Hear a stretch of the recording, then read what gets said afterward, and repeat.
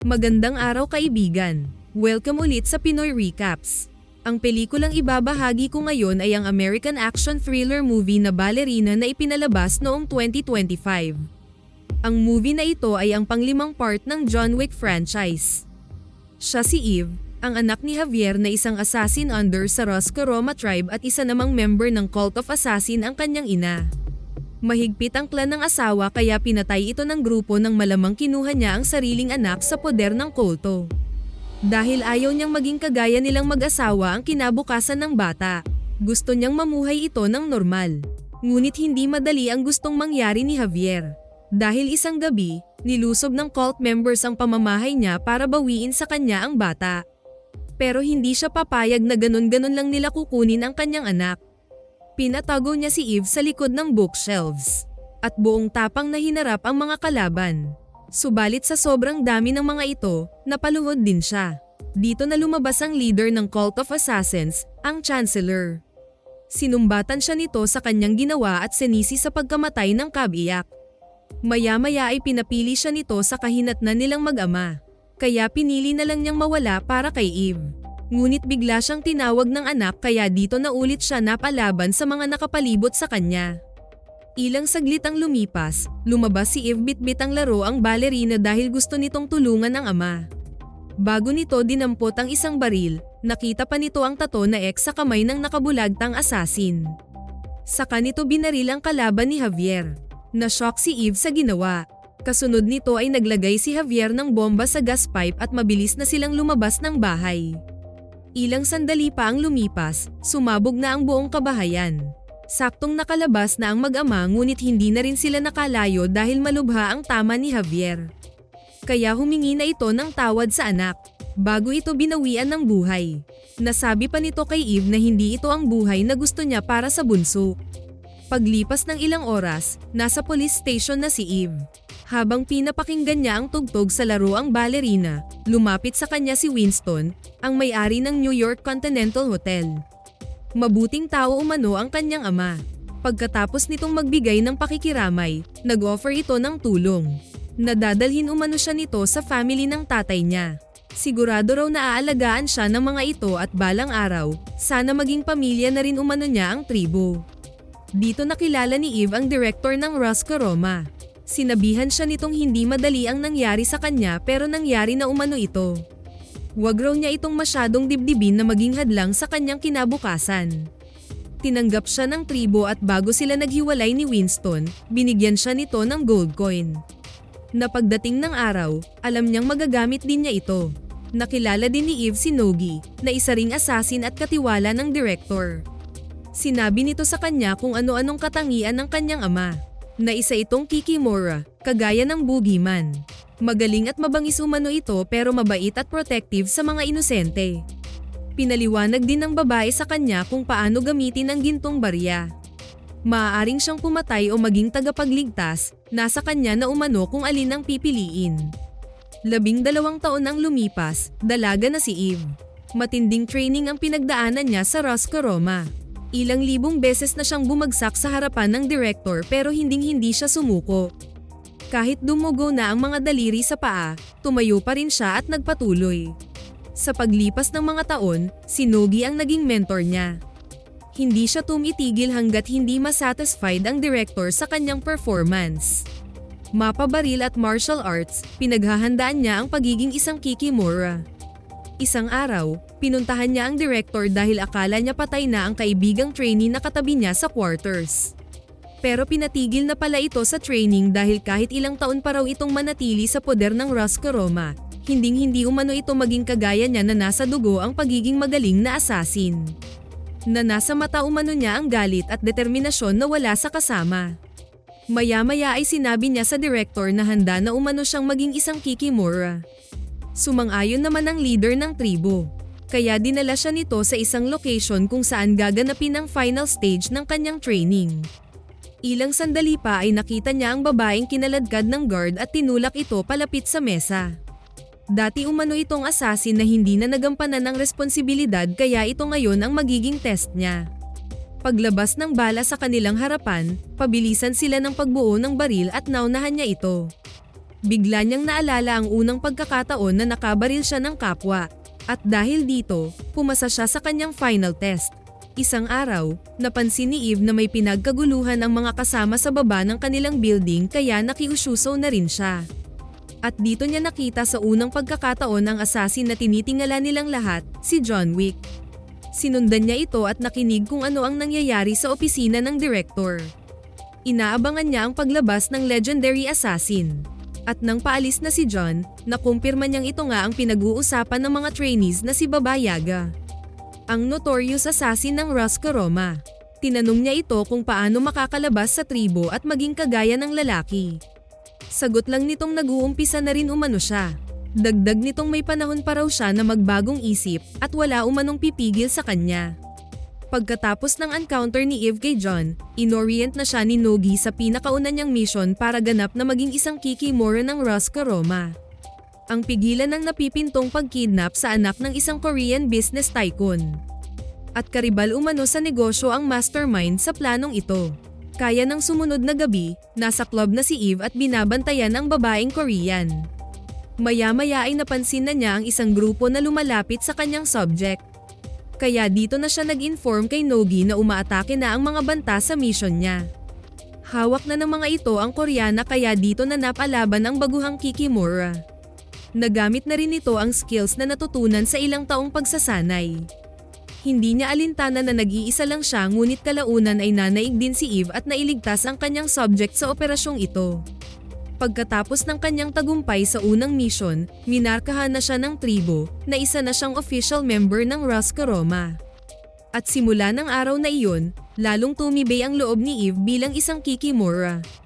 Malalaking target na ang kanyang binangga gaya ng mga nakasagupa noon ni John Wick. Nung akala niyang tahimik lang siyang makaalis sa crime scene, may humabol pa pala sa eksena. Matibay ang kanyang nakalaban pero kalaunan, tinadtad din niya ito ng palakol. Aalis na sana siya ngunit napansin niya ang markang X sa braso ng hitman. Dito nag-flashback sa kanyang isipan ang araw nang mamatay ang tatay niya. Na ang grupong ito ang pumuslang sa kanyang ama. Pagbalik ni Eve sa HQ, nilapag niya sa mesa ng direktor ang kamay ng hitman na may markang X. Sinumbatan niya ito bakit hindi sinabi ang totoo, na alam pala nito kung anong grupo ang pumatay sa tatay niya. Pero hindi natuwa ang direktor sa kanyang ginawa. Prinotektahan umano siya ng Roscoe Roma simula ng maulila kaya binalaan siya nito gaano kadelikado ang nasabing grupo. May mutual agreement umano sila sa organisasyong ito na walang pakialaman sa kanya-kanyang teritoryo at pamamaraan. Wala umanong kinikilalang rules ang Cult of Assassin. Kaya mariin siyang pinagsabihan ng direktor na wag nang ituloy ang binabalak. Na wag na umano niyang hanapin ang grupo ng kulto dahil magdudulot lang umano ito ng matinding kaguluhan sa kanilang organisasyon. Dito walang nagawa si Eve kundi sumunod sa direktor. Ngunit dahil sa kagustuhang maipaghiganti ang ginawa ng mga ito sa kanyang ama, hindi nagpatinag si Eve sa babala ng leader. Kaya isang araw, nag-check-in siya sa Continental Hotel ni Winston. Dito niya nakilala ang assistant ng negosyante na si Karen. Nang makaharap na niya si Winston, pinahayag kaagad niya ang kanyang pakay dito. Ngunit gaya ng sabi ng director, binalaan din siya nito na wag nang alamin ang tungkol sa grupo. Mahirap umanong banggain ang mga ito.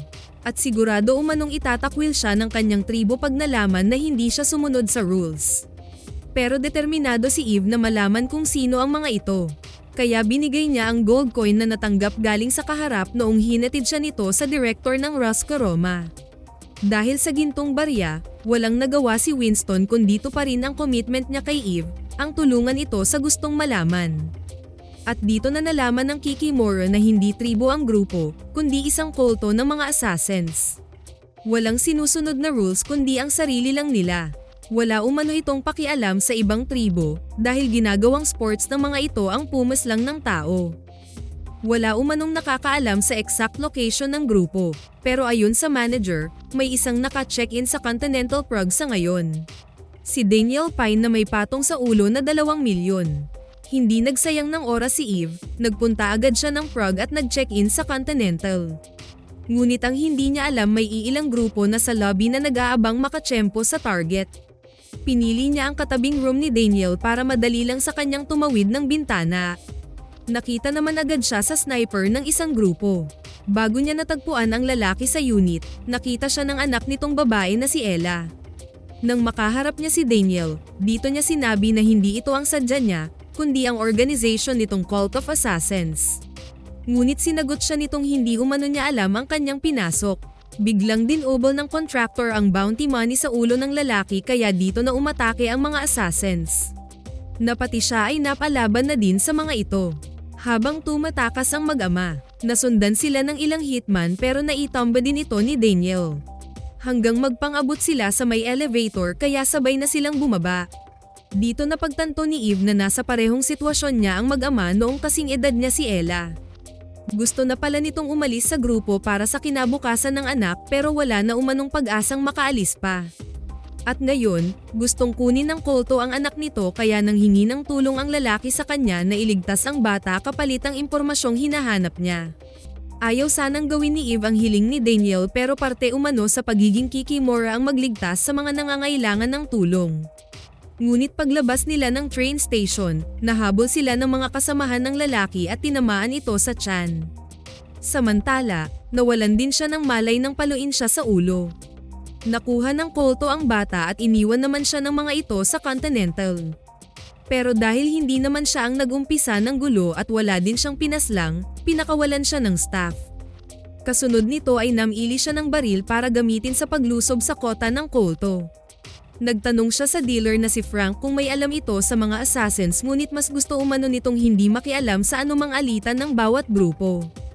Habang tinitingnan niya ang iba't ibang klase ng baril, bigla silang pinaulanan ng putok galing sa may pintuan. Kaya napilitan siyang makipaglaban sa mga ito. Pati si Frank ay nakipagbarilan na rin. Isang matinding stunt ang ginawa ni Eve gamit ang mga pampasabog. At hindi nagtagal, naubos rin niya ang mga ito. Dahil sa pagkadamay ng shop, nagalit ang staff kaya sinabi na rin nito sa kanya ang posibleng hideout ng grupo.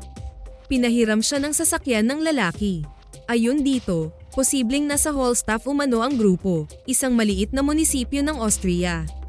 At habang nasa biyahe, tinawagan siya ng direktor na itigil nito ang masamang balak dahil buong organization umano nila ang ipapahamak niya. Pansariling interest lang raw ang habol niya bakit pa idadamay ang Roscaroma. Binalaan siya ulit ng leader ngunit hindi niya ito pinakinggan at binaba ang telepono. Ang hindi alam ni Eve, nasa baluarte na siya ng Cult of Assassins. Napansin niya ang shop ng balerinang laruan kaya dito niya naalala ang laro ang binigay ng kanyang ama. Matalas ang pang-amoy ni Eve, kaya ramdam niyang maraming assassins sa kanyang paligid. Dahil nasa bungad na pala siya ng Hallstatt, lahat ng kalye sa lugar na ito ay minomonitor ng isang member na tinatawag nilang Dai. Nang makita nitong tumatakbo ang kikimora sa kalye, nagradyo kaagad ito sa kanilang leader na tinawag nilang Chancellor. Dahil dito, nagutos itong lahat pwedeng mag-engage para tapusin ang outsider na ang tinutukoy nila ay si Eve. Pinatunog ng tauhan ang kalambang ng kampana na siyang hudyat na kailangan nilang maitamba ang babaeng Roscaroma na pumasok sa kanilang baluarte. Dinig na dinig sa buong komunidad ang kampana. Pinapasok na sa loob ang mga kabataan. At isa-isa nang lumabas sa kabahayan ang mga assassins. Mapa kitchen crew, magulang, kahit sino ay umatake kay Eve. Ngunit kalaunan ay napuruhan din siya. Maya-maya ay dumating si Lena ang senior assassins ng grupo. Pinatulog nito si Eve pagkatapos makita ang tato ng Roscaroma. Nang magising siya, nakaharap na niya ang Chancellor. Dito niya nalaman na apo pala nito si Ella kaya nang ilayo ito ng amang si Daniel, pinakontrata nito ang sariling anak sa high table na may $2 million bounty reward. Sinabihan niya ang kaharap na hindi ang mag-ama ang sadya niya kundi ang Chancellor. Dito niya ito sinumbatan sa pagpaslang sa amang si Javier. Natigilan ng Chancellor. Sagot lang nito sa babae na hindi talaga nila alam kung ano ang kanika nilang tadhana. Saka nito iniwan ng babae. Dahil si Eve pala ay ang bunsong kapatid ni Lena. Ngunit hindi ito naniniwala sa narinig. Hanggang makarinig sila ng putukan sa loob. Naabutan nilang nakipaglaban ito para makatakas. At iniligtas pa ito ni Lena na kinagulat ng Chancellor. Mabilis na tumakas si Eve pero sinundan siya ng kapatid. Hanggang mag-abot sila sa loob ng bakanteng bahay. Dito sila nagsumbatan sa isa't isa. Kinakampihan ni Lena ang grupo samantalang pinaglaban naman niya ang desisyon ng kanilang ama. na gusto lang naman nitong mamuhay siyang normal. Pero ayon sa kapatid, buhay raw ng ina nila ang kapalit sa ginawa ni Javier. Na parehas lang naman sila ng pinili, ang maging isang assassin. Ngunit nanindigan si Eve na magkaiba ang Roscoe Roma kesa Colto. Nang bigla silang nabulaga ng magbagsakan galing sa bintana ang sangkatutak na high grenade. Mabilis na nakakubli si Eve pero minalas si Lena.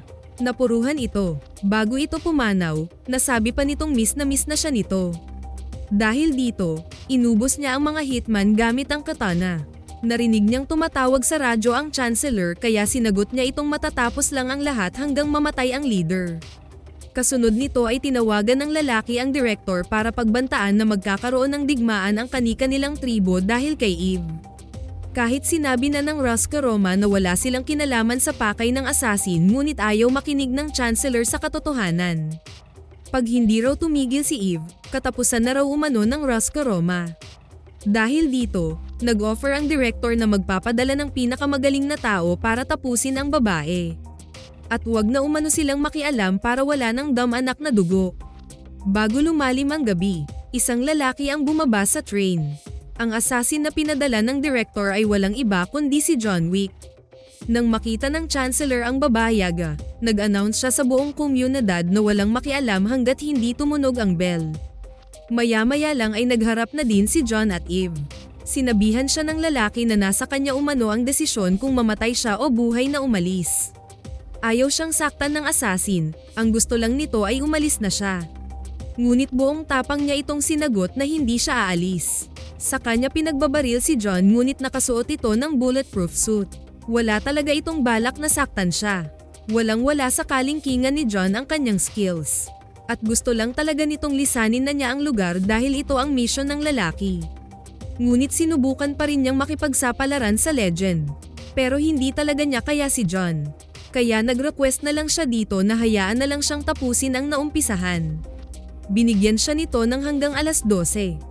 At kung hindi niya mapatay ang Chancellor, siya ang papatayin ng assassin. Dahil nag-umpisa na siyang umatake, nakipag-engage na ulit ang Colto sa kanya. Kahit saan siya pumasok, may nakasunod sa kanya dahil sa daay na sumusunod sa kanyang mga galaw. Pero nang makapasok siya sa armory ng grupo, dito na tumindi ang labanan. Nagmistula na siyang dragon na bumubuga ng apoy. Habang patuloy ang pakikipaglaban ni Eve, paalis na ang Chancellor kasama si Ella. Nang makita ni John na dehado na ang babae, tinulungan niya ito. Na pinagtataka ng babaeng Kikimora. Maya-maya ay napalaban na rin ang babayaga dahil nilusob na rin ang kinaroroonan nito. Ngunit bago pa man nakaalis ang leader ng Colto, nakaabang na si Eve sa may kalsada. Kalaunan ay nagkaharap na rin sila ulit ng Chancellor. Sinabihan siya nitong wala raw umanong patutunguhan ang pinaglalaban niya dahil kahit mawala raw ito, magpatuloy pa rin ang system ng Cult of Assassins. Na lahat umano sila ay nakatadhanang maging isang mamamatay tao. Na hindi umano niya ito mababago kahit kailan. Na ang nilalabanan lang umano niya ay ang kanyang sarili. Dito na niya binaril ang matanda. Sa di kalayuan, nakaabang na pala si John sa kanya. Na kung lumagpas siya sa takdang oras, alam na niya ang mangyayari sa kanya. Nilapitan agad ni Eve si Ella at kusa nang sumama ang bata sa kanya. Samantala, tinawagan naman ni John ang director para ipaalam na ang Chancellor ang namatay na hindi si Eve. Kasunod nito ay hinatid ng babae si Ella sa hospital kung saan nakakonfine ang ama nito. Paglipas ng ilang araw, nag-check-in si Eve sa Continental New York. Dito siya sinabihan ni Winston na kahit naputol na niya ang ulo ng ahas, buhay pa rin umano ang katawan nito at siguradong hinahanap na siya ngayon ng mga ito. Maya-maya pa habang nanunood siya ng concert ng dati niyang kasamang trainee sa ballerina, pina-process na pala ang kanyang contract sa high table. At natanggap niya mismo ang message na nagsasabing may $5 million ng bounty ang kanyang ulo. Kaya mabilis na niyang nilisan ang lugar. Sana nagustuhan niyo ang pelikulang ito. Maraming salamat sa inyong panonood. Kita-kits tayo sa susunod na video.